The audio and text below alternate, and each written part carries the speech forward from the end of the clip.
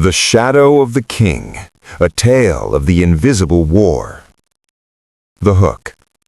History remembers the roar of cannons at Yorktown and the frozen feet at Valley Forge. But the United States was not won by soldiers alone.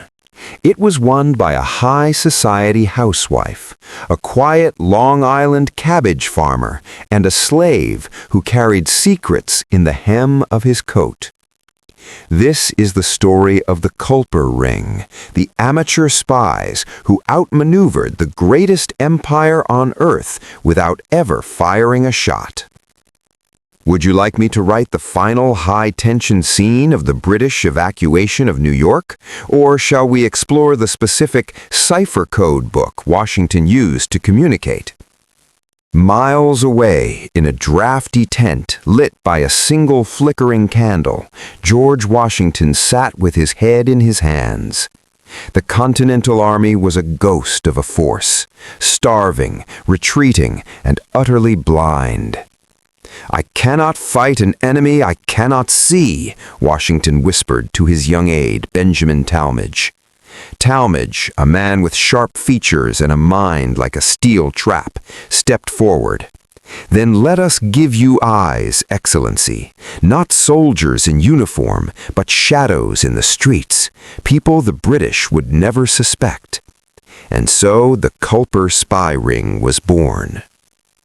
In the small coastal town of Setauket, Anna Smith Strong lived a life of quiet defiance.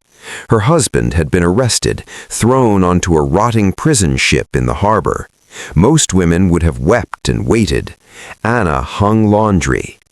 To a passing British patrol, it was just a black silk petticoat and 6 white handkerchiefs drying in the breeze.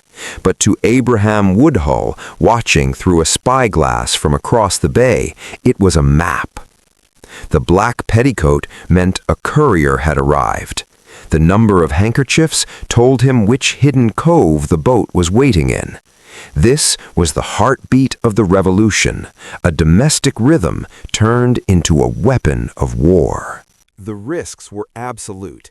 If caught, the penalty wasn't just prison, it was the gallows.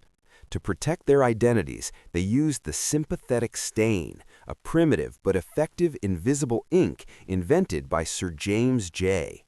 Abraham would write a mundane letter about the price of hay and the health of his cattle. Between the lines written in the stain were the troop movements of the British 17th Regiment of Light Dragoons.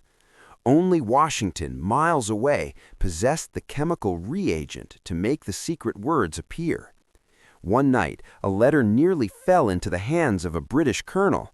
Abraham had to swallow a small scrap of paper containing the names of informants. As the colonel questioned him, Abraham felt the ink dissolving in his throat, the taste of copper and survival. As the war progressed, the stakes shifted from survival to betrayal. The ring began to hear whispers of a high-ranking American officer looking to sell West Point to the enemy. The name Benedict Arnold began to surface in coded messages. The ring had to move faster than the wind. Through a series of handoffs, from a tavern in Manhattan to a hollowed-out tree in Long Island, then across the Sound by rowboat in the dead of night, the warning reached Washington just in time. The invincible British Empire was being dismantled by a farmer, a housewife, and a long-distance runner.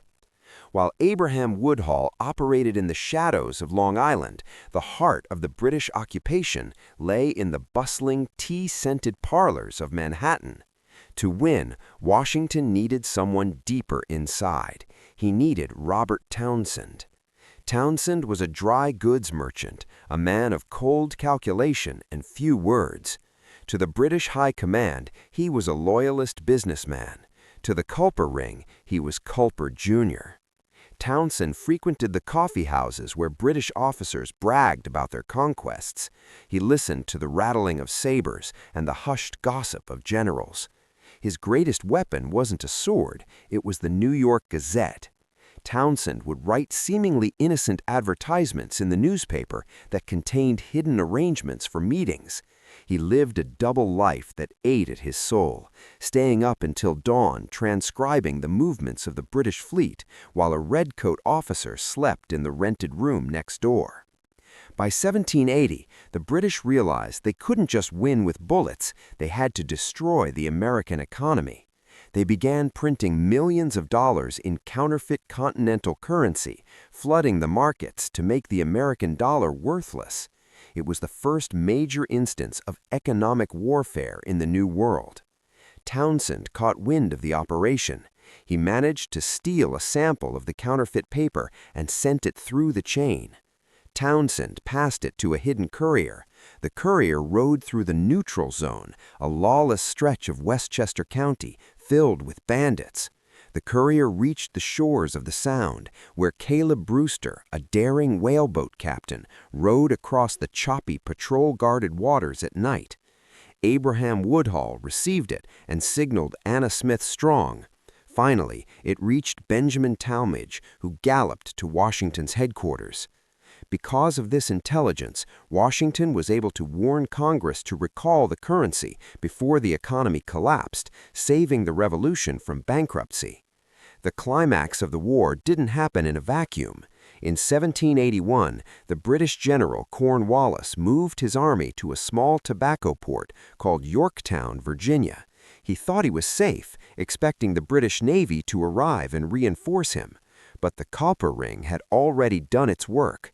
They provided the exact coordinates and timing of the British naval movements.